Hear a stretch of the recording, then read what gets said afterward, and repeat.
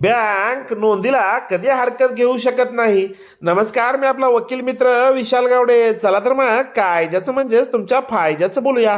वडिलांनी शेती विकली. खरेदी घेणार यांनी खरेदी खताप्रमाणे स्वतःचे नाव सातबारा उतार्यावर नोंदवण्यासाठी अर्ज दिला.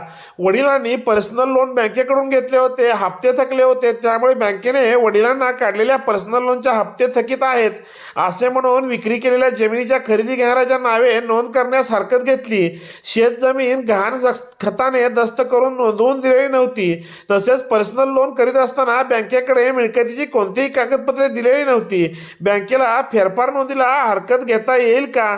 जर बँकेकडून काढलेले कर्ज हे पर्सनल लोन असेल व ते थकीत झालेले असेल तर त्याच्या वसुलीसाठी बँक ही योग्य ती कायदेशीर कारवाई करून संबंधित न्यायालयाकडून किंवा अधिकाऱ्याकडून आदेश मिळवू शकते. त्या आदेशाच्या आधारे मिळकतीच्या जप्तीची कारवाई करू शकते.